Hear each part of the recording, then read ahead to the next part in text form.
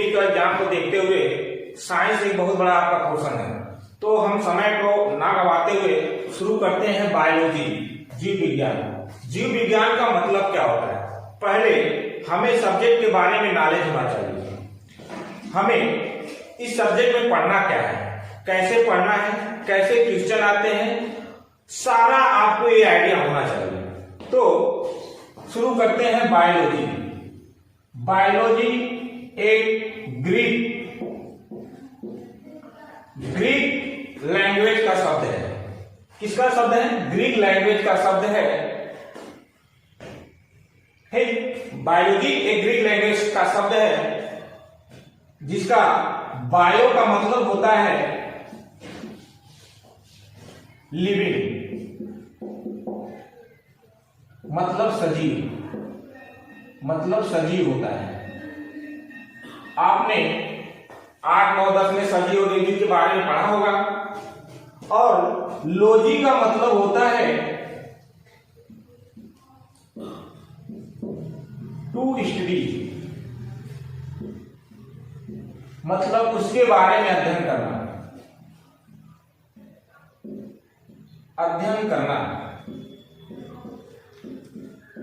मतलब ये हुआ बायोलॉजी, मतलब बायोलॉजी में होता क्या है? सजीवों के बारे में अध्ययन करने को क्या कहते हैं? बायोलॉजी।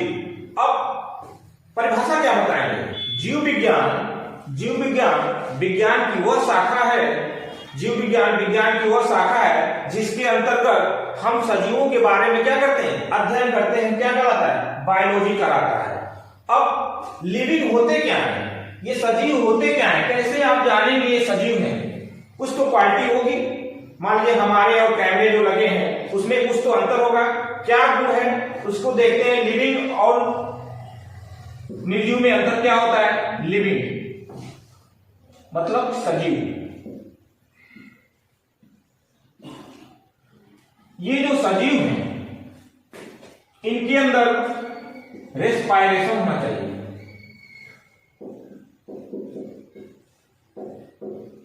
मतलब श्वसन का प्रक्रिया होना चाहिए।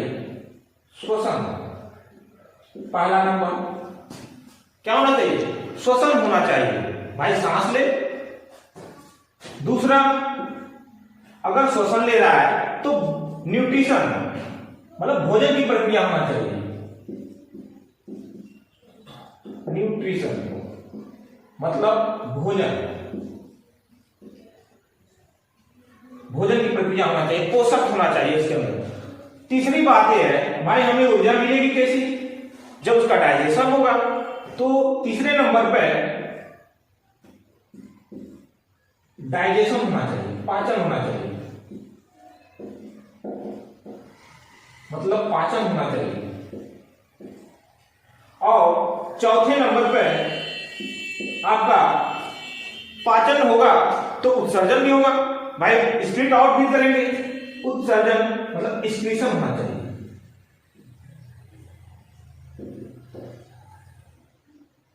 उत्सर्जन।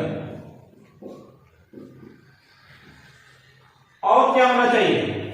और वृद्धि होना चाहिए। पांचवा नंबर क्या होना चाहिए? वृद्धि मतलब ग्रोथ होना चाहिए। ग्रोथ मतलब वृद्धि होना चाहिए। अगर ये 3 से 4 लक्षण मिल रहे हैं, ये गुण क्वालिटी है, तो क्या कहेंगे? सजीव है। ठीक, अगर ये 3 से 4 क्वालिटी है, गुण मिल रहे हैं, तो हम क्या कहेंगे? सजीव है। अब बात आती है कि बायोलॉजी शब्द किसने दिया? तो सबसे पहले बात आती है कि बायोलॉजी शब्द किसने दिया? बायोलॉजी शब्द किसने दिया? किसने दिया? तो दो वैज्ञानिक, लैमार्क और ट्रेवेनियस। Lamarck and ट्रेवेनियस।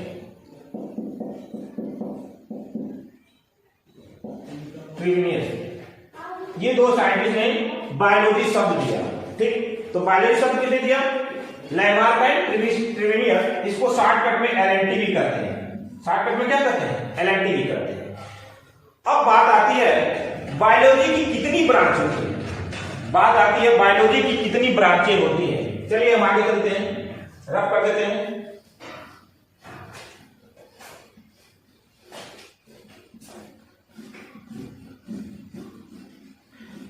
बायोलॉजी की कितनी ब्रांचें होती हैं? ब्रांच ऑफ बायोलॉजी की कम से कम 50 से 60 ब्रांचें होती हैं। जैसे कार्डियोलॉजी, जैसे आप पढ़ते हैं न्यूरोलॉजी, जैसे आप पढ़ते हैं मसल्स के बारे में पढ़ते हैं, तो जितना हम अलग अलग पल्मोनोलॉजी पढ़ते हैं तो बहुत सारी ब्रांचें होती है, लेकिन मेनली हम साइंस की 2 ही ब्रांच पढ़ते हैं। मेन 2 ब्रांच पढ़ते हैं, मेन 2 ब्रांच। कौन कौन से? एक हम पढ़ते हैं बॉटनी, जिसको कहते हैं वनस्पति विज्ञान,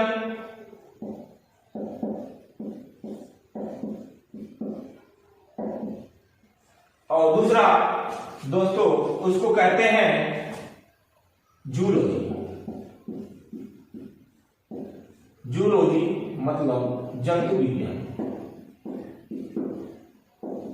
जंतु विज्ञान, जंतु विज्ञान। अब देखिए, हम बायोलॉजी में किसके बारे में अध्ययन करते हैं? सजीवों के बारे में अध्ययन करते हैं।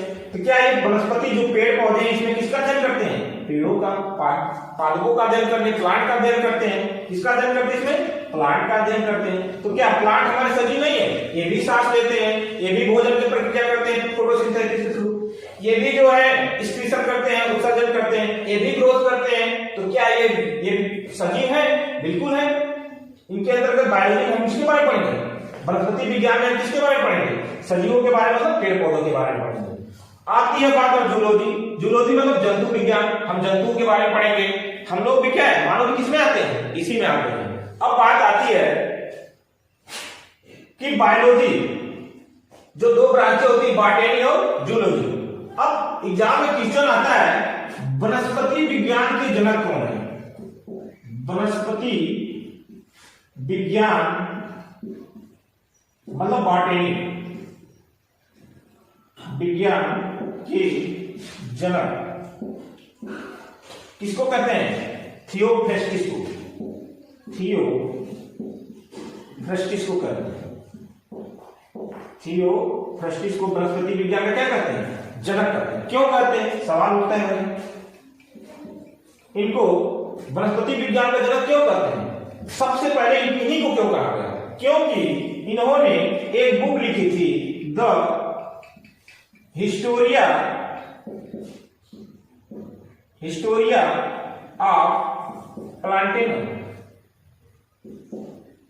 इन्होंने कौन सी बुक लिखी थी? एक बुक लिखी थी, द हिस्टोरिया प्लांटेनम। ये क्या है? बुक है। इस बुक में इन्होंने 500 से ज्यादा पौधों का, पादपों का वैज्ञानिक नाम दिए। कई तरह के फूल, कई तरह के पौधों का इन्होंने क्या साइंटिफिक नेम दिया। 500 से ज्यादा वैज्ञानिक नाम दिए। क्या दिए? वैज्ञानिक नाम इन्होंने दिए। किनके? पेड़ पौधों के। पेड़ के पौधों के वैज्ञानिक नाम कितने? 500 से ज्यादा पौधों का इन्होंने क्या दिया? वैज्ञानिक नाम दिया। ठीक, इसलिए इनको कहा जाता है, थियोफ्रेस्टिस को, वनस्पति विज्ञान के जनक। अब बात आती है जंतु विज्ञान के जनक किसको कहते हैं? जंतु विज्ञान के जनक कौन है? देखिए, जंतु विज्ञान के जनक किसको कहा जाता है? जंतु विज्ञान के जनक अरस्तु को कहा जाता है। अरस्तु, वही जो सिकंदर महान के गुरु थे, अरस्तु। अब सबसे पहले जंतु विज्ञान के जनक इन्हीं को क्यों कहा जाता है? क्योंकि इन्होंने सबसे पहले एक बुक लिखी थी, द हिस्टोरिया ऑफ प्लांटेनम। कौन सी बुक लिखी थी? The Historia of Plantarum. ये क्या थी? इनकी एक बुक थी। इस किताब में उन्होंने क्या लिखा? 500 से ज्यादा